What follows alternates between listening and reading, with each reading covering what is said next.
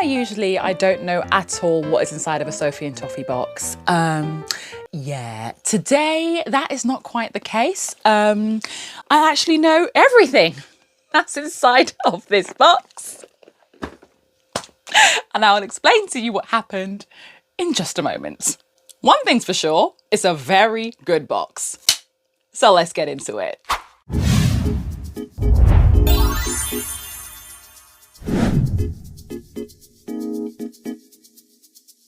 Hi guys, it's your girl Ayesha, and basically what happened was yesterday I filmed the unboxing for this video and I was very excited with the contents, and then it turned out that yeah, my microphone didn't record any audio at all to my phone. So yeah, there was that. So after a mini emotional breakdown, because this has happened more than once, I finally got myself a new cable, and hopefully that has sorted out the problems, and hopefully this has recorded. So I already know what's inside of the box, which means that I can get through things a little bit quicker and sort of talk to you about some of my ideas that I have for the box. And I would love to know what your ideas are for working with this box as well, because I know that a lot of you are subscribed to me because you love you some Sophie and Toffee. So if you are part of the Sophie and Toffee club, get into the comment section and let me know your ideas for this fairy garden box. It is absolutely adorable. There are so many cute things in here. It is literally packed, stuffed to the brim with things. So let's pop the little booklet. The booklet is so pretty, by the way. How gorgeous is that? Oh, that's a little bit bright, but you know what I mean. Hold on. That, it is so gorgeous, and I'm really looking forward to doing this. Okay, let's get the normal stuff out of the way. So you do get 100 grams of epoxy resin, and you get 60 grams of UV resin, which is brilliant because this is my favorite UV resin, and the epoxy is 1:1 ratio, which means it's nice and simple. Brilliant. Now you get 3 different pigments. Now these colors, at first I was a little bit like, why have we gone for a black, a sort of khaki green, and quite a dark blushy pink? I would have thought it would have been a more sort of pastel kind of vibe, but when I looked on it, it said that they are from the Morandi color palette, and this is in relation to Giorgio Morandi, who specializes in more sort of muted pastels and more muted tones, and you know, making things stand out but not too much. So the complete opposite of me. But I see why they did it. This green, for example, reminded me a lot of like moss and grass, and you know, the colors are just a little bit more on the natural side. So I understand the logic now as to why they went with that, but at first I was a little bit like, oh, where are the pastels? But let's face it, I have plenty of pastels for everybody, so you know, I'm sure that I can include that in here. Now this is something that I didn't expect to see in here at all. I was ever so slightly confused as to what it was, but it's actually a little stamper. You would normally see this being used for like nail art, but I didn't expect to see that in here. But what this is for use with your mica powders, because sometimes it can be really messy if you are trying to transfer your mica powders from your pot or your packet to your mold. Sometimes a lot of it can just go everywhere. Whereas with this, you can just sort of dip it in and just press it in to your mold, and it's just a lot less wasteful. I haven't actually tried this yet myself, but I am intrigued to see how it works. I did see a video on the Sophie and Toffee Instagram showing how to use it. So I'm intrigued to see if it speeds up my process, if it makes it any easier, any better. So yeah, when I do use this, I will let you know what I think. Okay, so let's talk about embellishments. So you do get these very adorable, teeny tiny little fairy wings in here. They look very much like little butterfly wings, and we all know how I feel about butterflies. I don't like them, but fairies, I can cope with fairies, but they are super duper tiny. Like, they are diddy. They're very adorable. So yeah, I really do like those. And of course you can always change the color of them. They're kind of a sort of coppery color, but there's nothing to stop you from painting that whatever color that you like. Something I was slightly confused by was the proportion sizing of these. So we have an adorable little deer inside of here. This is very cute. Very cute. But then we also have a sprout. And in comparison, The sprout is massive. Like, it's huge. Like, this is the deer and this is the sprout. Why is the sprout so big? I don't understand. Also, I think it's a little bit random to have just one sprout and no other, like, plant-related things to go with said sprout. So I'm not quite sure about that. Personally, I don't think there's much of a need for the sprout, but, you know, I love the deer, but the sprout, maybe not so much. Something that I thought were adorable were these teeny tiny little mushrooms. These are going to be used to sort of like decorate around your little mushroom house, which I will show you in just a second. But before we get to the mushroom house, let's talk about some more embellishments that you receive. You get these beautiful little foils here, and these are going to be used for your fairy wings. They are absolutely gorgeous. Let me just carefully take them out of here. Look, they're in all different patterns. They're gorgeous. Really, really lovely. Look at the iridescent one there as well. Really, really pretty. So yeah, you've got quite a nice variety of foils there.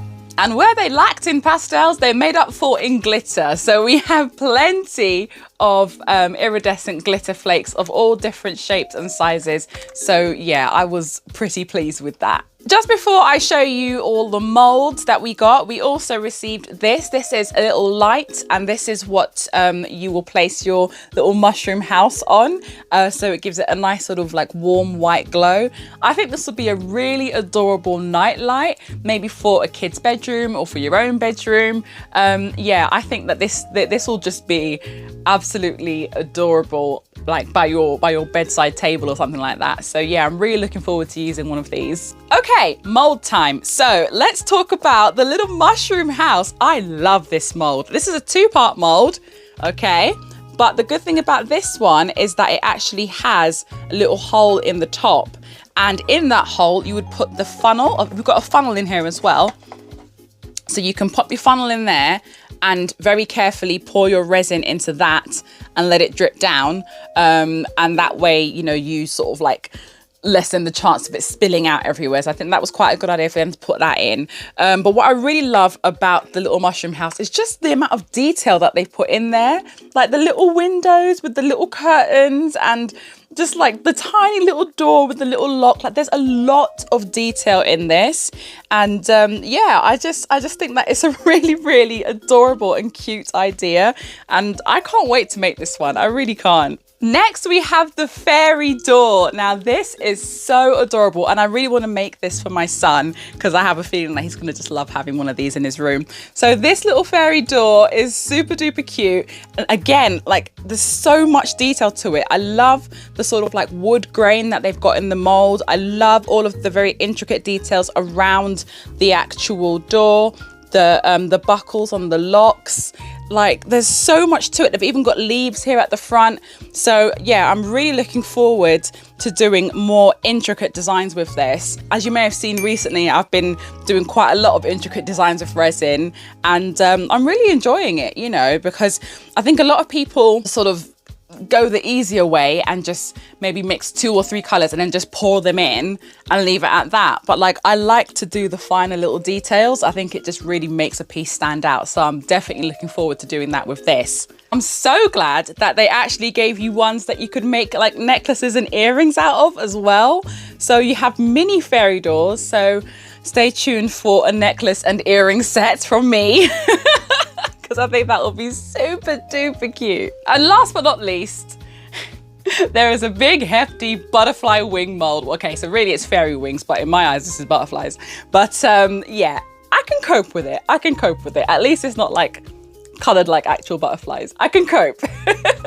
But I think that this would look absolutely adorable as little hair clips, even as a necklace. Perhaps you could maybe make a little fairy out of Fimo clay and attach it to this. Like there are many different possibilities. But I think for me, I'm probably going to make some hair accessories. I think that probably would be the best bet for me. But yeah, I'm really looking forward to using this box. There is so much to it. I can't believe that they packed in so much. And they even got in packing peanuts. So I'm just going to have a quick peek in the booklet, because that's one thing that I didn't do.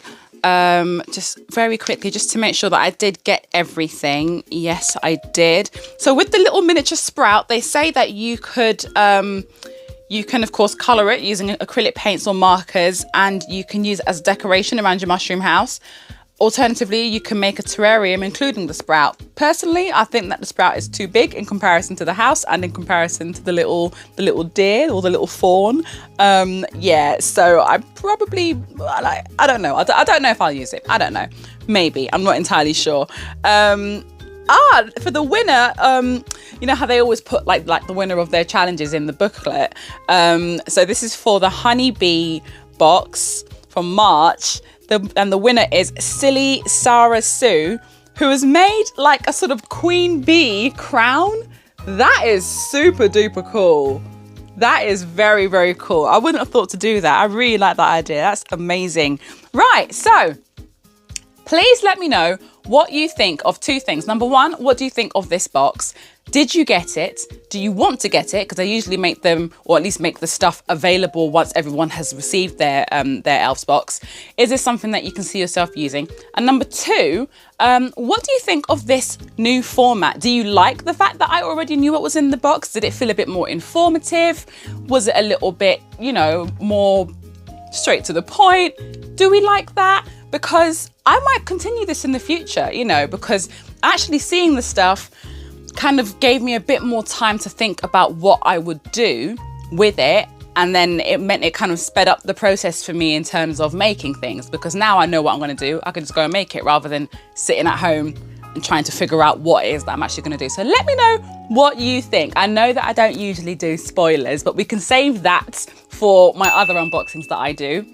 But let me know if you like this slightly more informative Sophie and Toffee unboxing video, because if you do like it, then we will keep it. Okay, so if you are brand spanking new to my Ayesha channel and you would like to get involved with the Shasha squad, you can either visit my merch store where you can go ahead and grab yourself a cute little t-shirt, or you can of course just hit the subscribe button if you are loving that vibe. And yeah, make sure that you don't miss what I make with this box. Take care, my darlings, and I will see you all soon. Bye.